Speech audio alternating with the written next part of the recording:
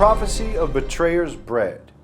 Judas and his dipping of the bread and betrayal of Christ is foreshadowed in the time of Esau and Jacob. And we see this when we look to Genesis chapter 25, verse 33. It says, "And Jacob said, Swear to me this day, and he sware unto him, and he sold his birthright unto Jacob. Then Jacob gave Esau bread and pottage of lentils, and he did eat and drink, and rose up and went his way. Thus Esau despised his birthright." So we see here that Esau, for bread and soup, betrayed his brother who is the son of the promise, and he betrayed him with a kiss. Genesis chapter 33 verse 4 says, "And Esau ran to meet him, and embraced him, and fell on his neck, and kissed him, and they wept." It is then we see that Esau plotted to kill his brother and betray his brother. Genesis chapter 27 verse 41.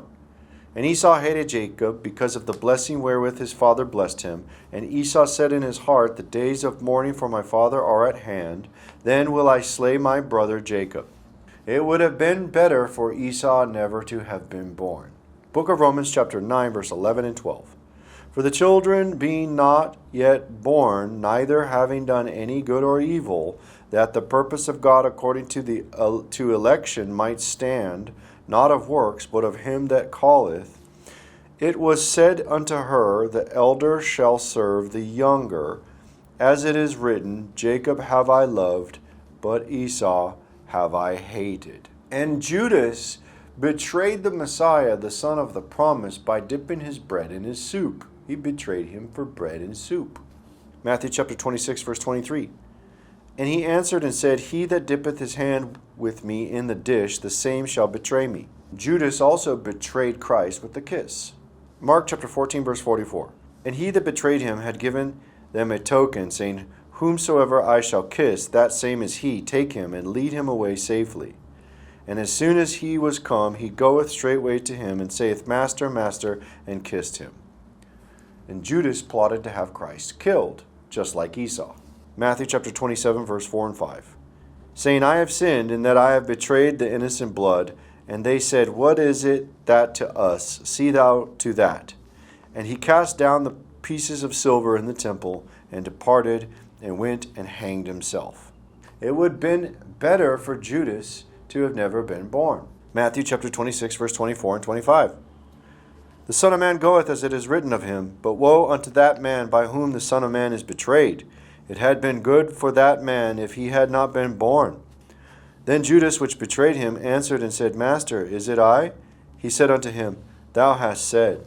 Judas was a betrayer just like Esau for the morsel of bread. He betrayed Christ in dipping the bread. In the same likeness, Esau was a foreshadow of the end times. And in the end times, the people during the time of the taking over of Jerusalem, the 1260 days, there will be plagues over the earth, and there will be famines, and there will be no rain. So therefore there will be lack of bread. And people that do not come to the gathering for the promise of the bread that is given to Christ's people in the promise of Revelation chapter 2 verse 17 and Revelation chapter 12 verse 6, and when the woman goes out into the wilderness, she's fed. The people who reject that will end up having hunger for bread, and they will betray Christ for the mark of the beast in order to get bread. And this is a prophetic foreshadow of what will occur in the end times.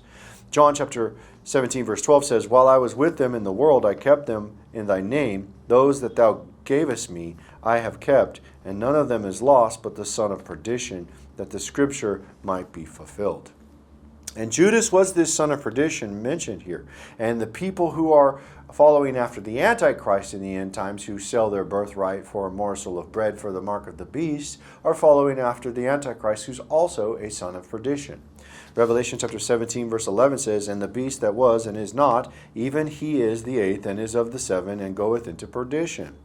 Now this son of perdition is the beast. This is the Antichrist. The Muslims will follow after this individual.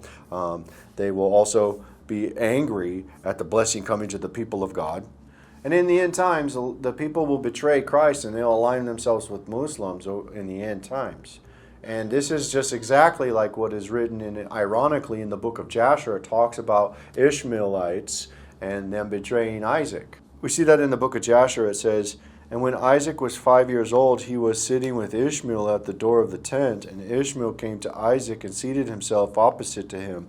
And he took the bow and drew it and put the arrow in it and intended to slay Isaac.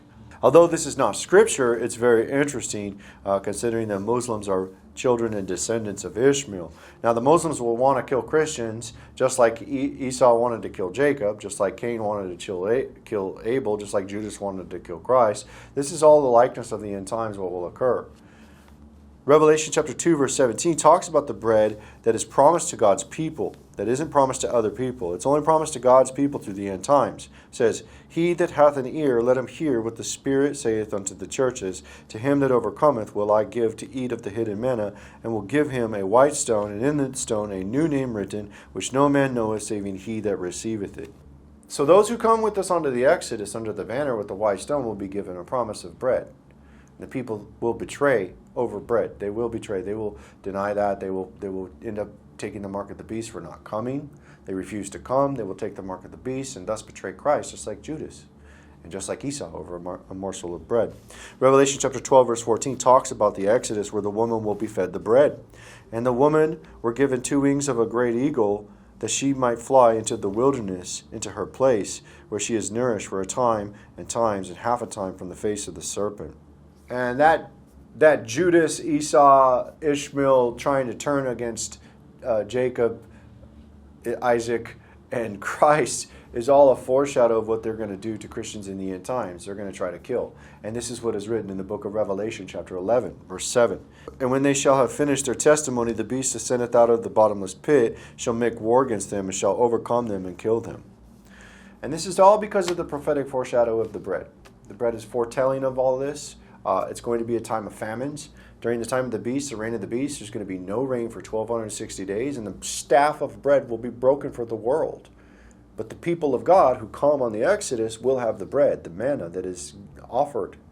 And therefore, they're going to betray because of bread. They're not going to have bread to eat, and therefore they're going to compromise, take the mark of the beast, and they're going to want to turn and kill the children of the promise, just like Esau wanted to kill Jacob, the son of the promise. And this is all a prophetic foreshadow in the story of Esau throughout the Bible. And this is what's going to be fulfilled in the end times, because this is the prophecy of the betrayer's bread.